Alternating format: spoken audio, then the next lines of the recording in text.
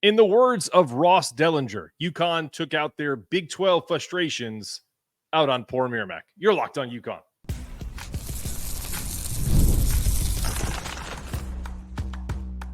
You are Locked On UConn, your daily podcast on the UConn Huskies, part of the Locked On Podcast Network, your team every day. Thanks for making Locked On UConn your first listen every day. We are free and available wherever you get your podcasts and on YouTube, part of the Locked On Podcast Network, your team every day. Before we dive into today's show, I just want to take a quick moment to ask for a small favor. If you're enjoying the content here, please take a second to subscribe to the show. Follow the audio versions wherever you listen to your podcast, Apple, Spotify, wherever. It really helps the show grow, and I can't tell you how much I appreciate your support. Also, every follow, subscription, or download of this podcast helps create more revenue for UConn NIL. We are giving a 10% donation to Bleeding Blue for Good. So by supporting Locked On UConn, you are directly affecting the UConn athletic program. Thank you so much for being a part of this community. We truly appreciate it. Okay, today's episode is brought to you by 5 Hour Energy. Go to 5hourenergy.com and use the promo code LOCKEDONCFB to receive 20% off your order. Well, that was more like it, right? And yes, I know for all the it was Miramak folks, you're right. Two things can be true. But no more so for a big-time program like Alabama, who beats up a SoCon team every year, or for Georgia, who laid the wood on Tennessee Tech like they're supposed to last week as well. UConn dominated in all phases of the game and likely could have scored 80-plus points if they wanted to. We talked about this last Friday on the Football Friday show. Air it out. Let your skill position players know that you believe in their talent and why they're being brought in. You brought in Skyler Bell. You brought in TJ Sheffield. 20-plus touchdowns at a Big 12, a Big 10 program. Why did you bring them in? You brought them in to score and to be a dominant force at UConn.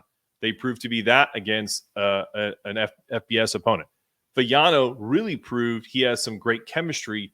And I thought the unsung, hero, or I shouldn't say hero, the unsung characteristic of Fagnano's game as a quarterback, he's got a great arm strength. But I feel like a lot of players can throw the ball. His footwork is very quiet in the pocket. He avoids the rush. He's not what you would call like super fast.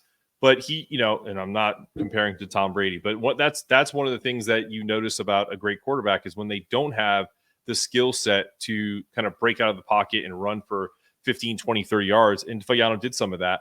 He's still able to move in the pocket and get the ball moving down the field. So this first half was dominant. And I'll be honest, I listened to it on the audio version of UConn Plus because I was out with my kids, walking them, and my son was riding his bike. So I was literally listening along and just vibing to this game. So they came out swinging, established some really early dominance. Fagnano connected early with Skyler Bell for a deep 45-yard pass, setting up the Huskies' first touchdown. It didn't take long for the Huskies to build a 28-0 lead, thanks to explosive plays by, I thought the entire running game was head and shoulders above where they probably thought they would be after the disaster at Maryland. But Cam Edwards, Darrell Robinson, Victor Rosa, UConn absolutely firing on all cylinders, and something that hasn't been seen since 2010 against Texas Southern, where they scored 62 points. But let's talk about Skyler Bell. Right now, I think he is third in receiving yards with 248 in transfer portal wide receivers.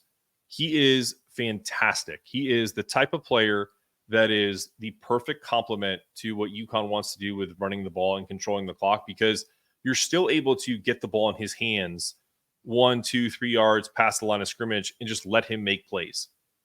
It was phenomenal. And I love that about offenses these days.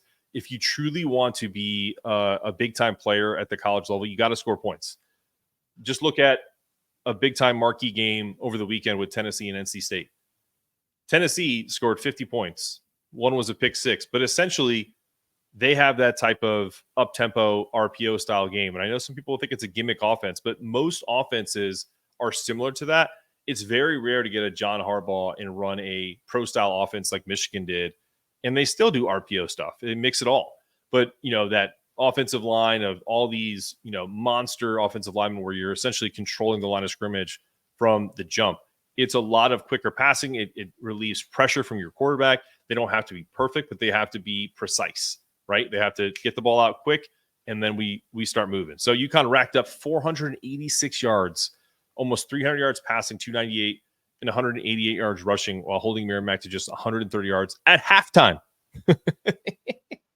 So my cold open was they're taking their Big 12 frustrations out on poor Miramak, but that was, the prevailing theme all through X and social media. But I truly thought it was a phenomenal way for this team to quiet all the doubters and really and I'll raise my hand to that because I 100% came into this game with no expectations, wanted to see what they did.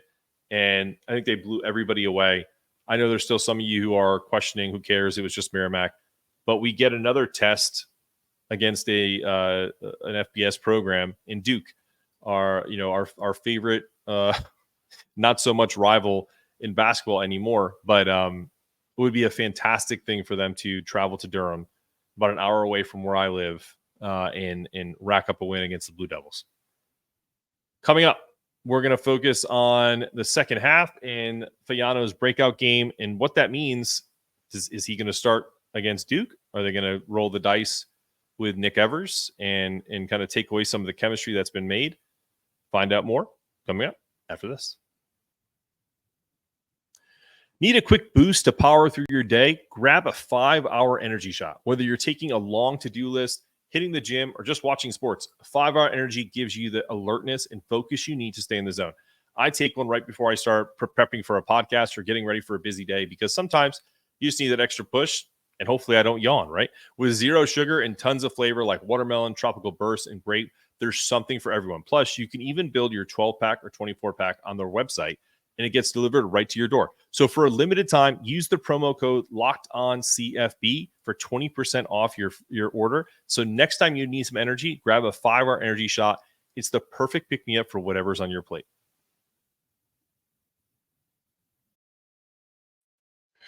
Well, you're back on Locked On UConn, second half, and more about Fagnano and other players in the 63-17 UConn win over Merrimack, getting them to 1-1 in the season, winning their home opener.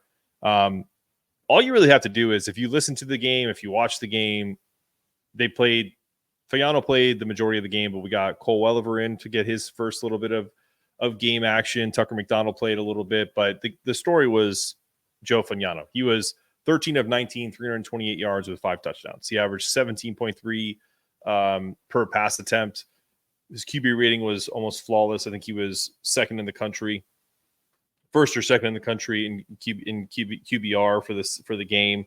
The rushing attack was incredibly solid with multiple people involved in the contributions. Darrell Robinson led all rushers with 94 yards rushing. Melo Brown toted the ball more than anybody with 14 attempts, had 87 yards. Victor Rosa was explosive, 3 rushes for 31 yards and a touchdown.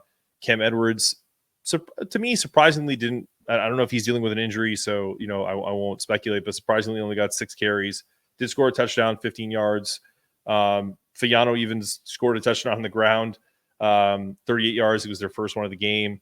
But the combination of Darrell Robinson and Mel Brown, I don't know if maybe in the rushing attack they decided that this was the direction they wanted to go because, they wanted to maybe keep Cam fresh. That could be part of it. But, almost 200 yards rushing, no matter how you slice it. Everything pretty much went well. It's exactly what the team needed after getting blown out last week to Maryland.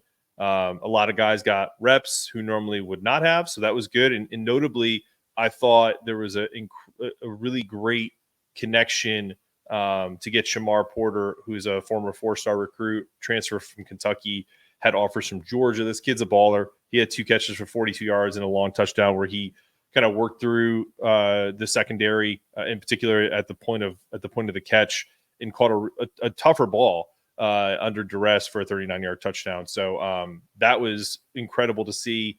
Ezra Anderson was a nice bright spot. He dropped a lot of balls in the last game. TJ Sheffield did not, get a ton of catches and balls, but he actually did a really great job in the punt return game. I think he averaged about 15, almost 16 yards a game per punt return. So that was a nice sign. Kept them in kind of plus yardage pretty much all game. And also the defense. I felt like the defense took what happened to them personally and said, we're not even allowing Merrimack to think that they have a chance. And that's exactly what you do against a lesser opponent. I had a coach in college who used to say, when you have a player that's not as good as you, you step on their neck, you don't let them breathe. And when it's over, it's over.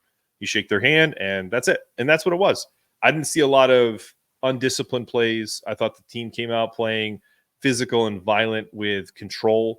I guess the only few things where it didn't go well is, Merrimack did have a couple of big plays that went for touchdowns. It is what it is, guys. Like that, maybe you could say there's some missed throws to some receivers, but for the most part, I thought the tackling was better.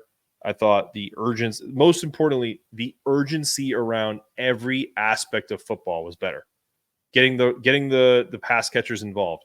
I heard the announcers say this on the radio because I was listening to it, or audio stream.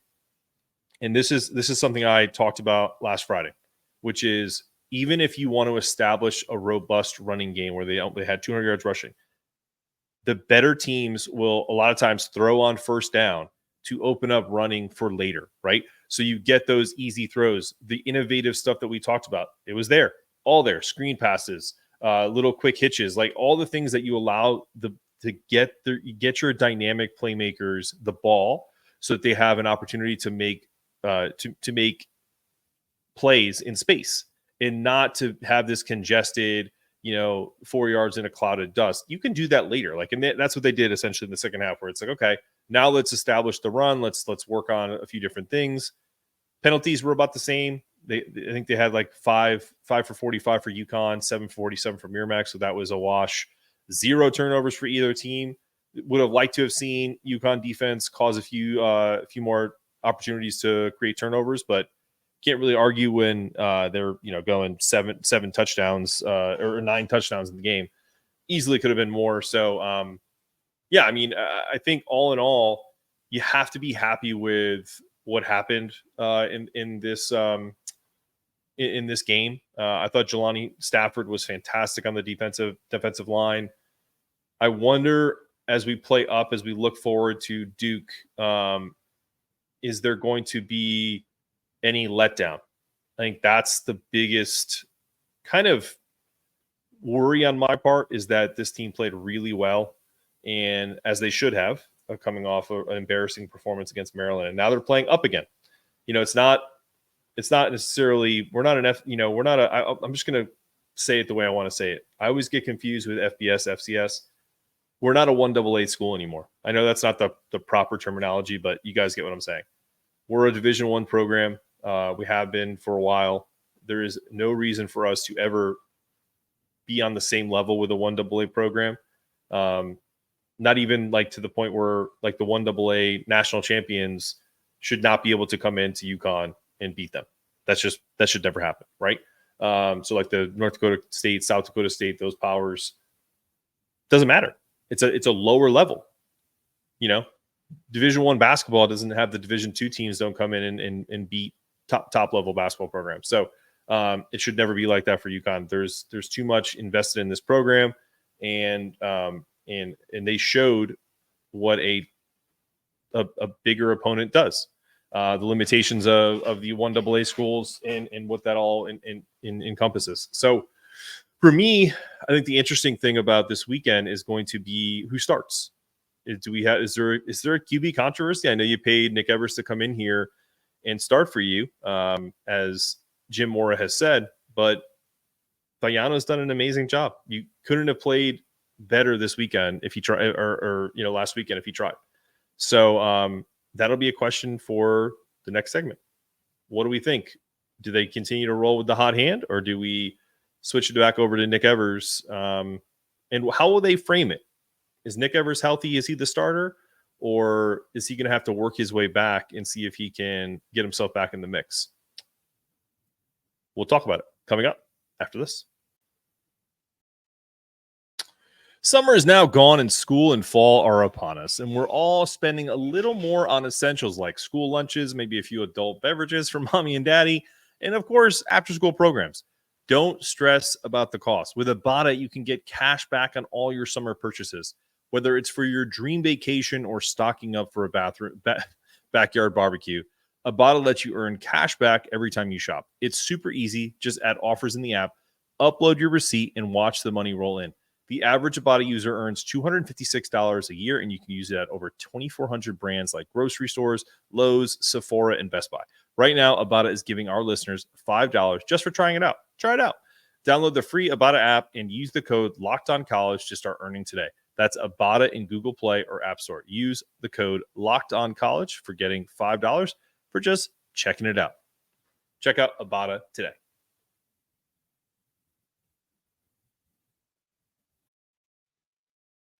Okay, you're back on Locked On UConn. UConn football's outlook has gone from debacle to, okay, we're right back on track. We're moving forward. So this was the get-right game that we talked about last Friday, a game UConn needed after that tough loss to Maryland. It gives them momentum. They can play freely this week and really try to have that same solid week of practice like Jim Mora said he had with this team. Surprisingly, after such a tough loss against a Maryland team that also lost this past weekend. So one of the things I said on the last show was I hoped that Maryland turned out to be this kind of dominant team that was, going to surprise a lot of people. And, we could look back at that first game and go, man, I know that was an opportunity, but Maryland's tough. Well, it turns out Maryland's just okay. So that just further kind of infuriates me on that Maryland game. But we're not going to live in the past. Just wanted to bring that up because now I think the bigger issue is, what do you do with Joe Fagnano and Nick Evers? I don't have my co-hosts from the TNT College Football Podcast to talk about this. We'll talk about it on Friday when we preview the Duke game. But I want to talk about it today and quickly. Nick Evers hasn't played a lot of football. He is clearly a better athlete. He is somebody that can do a little more with the RPO game. But Fagnano has proven to be a better study about the offense, in particular with how to run it with precision and efficiency, even in the Maryland game. He wasn't lights out like he was against Merrimack, but they moved the ball well when he was in the game. When Nick Evers was not, did he get help by his receivers? No. So I'm sure there'll be some comments on that. Of course, you need to get help if you're the quarterback. Your receivers need to bail you out a few times. I get it. But the fact of the matter is, I'm curious what Jim Mora will do. Will he go with the hot hand in Joe Fagnano, or is he going to go back to Nick Evers? And if they stay with Fagnano, are they going to kind of frame it in a way where, hey, right now this team is playing with some confidence and Joe is really slinging it, and we have a big game coming up against Duke. We want to give Nick one more week to kind of see if he is right with his concussion and kind of frame it that way. Or maybe he truly is still having concussion issues, because those can linger for a long time.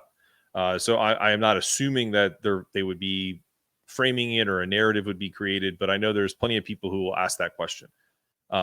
So really, I think all bets are off. I think I personally would stay with Fagnano. I know it sucks to lose your job when you have an injury, especially a head injury, but I don't think you want a QB controversy right now. I don't think you want to put Nick Evers back in a game when you're playing up, so to speak, against Duke and have an opportunity to stabilize this offense with continuity for a second week in a row, and then go back to Nick Evers, who really hasn't seen a lot of game time.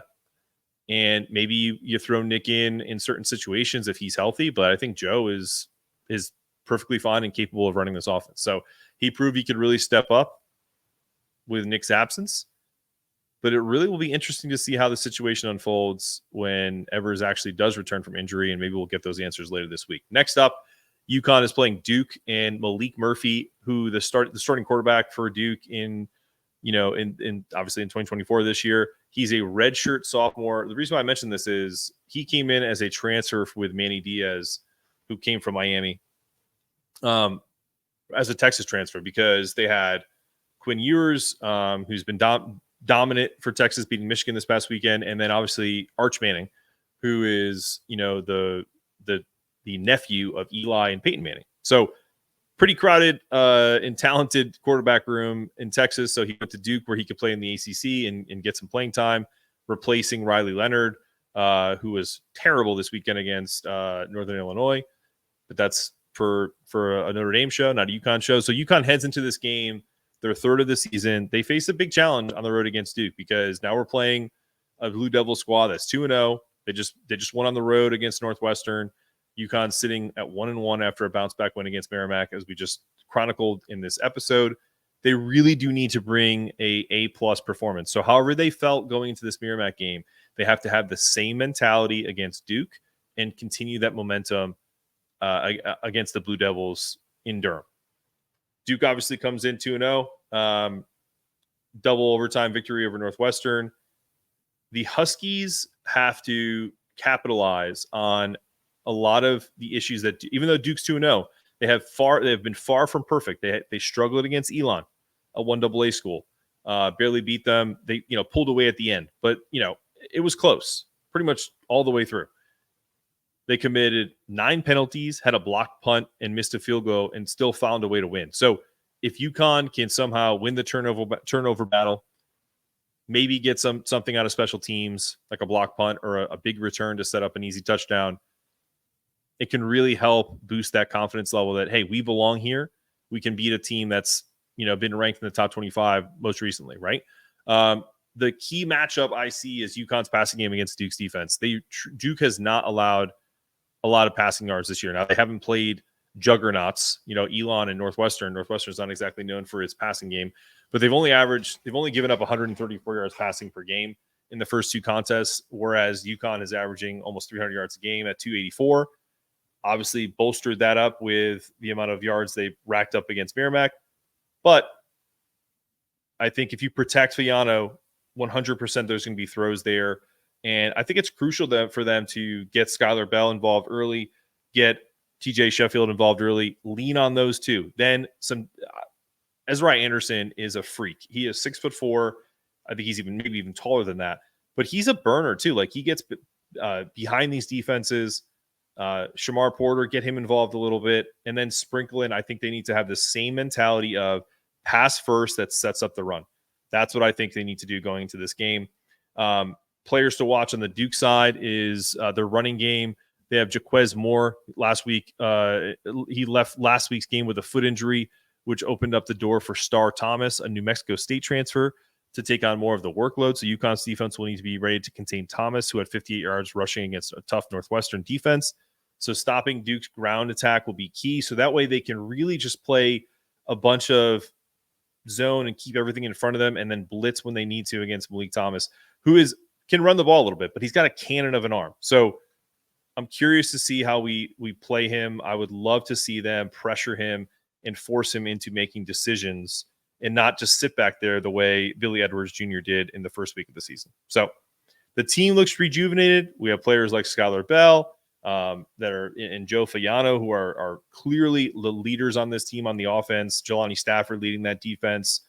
Tua Famani Brown, I'm probably saying his name wrong, and I apologize. Looked fantastic from the linebacker position.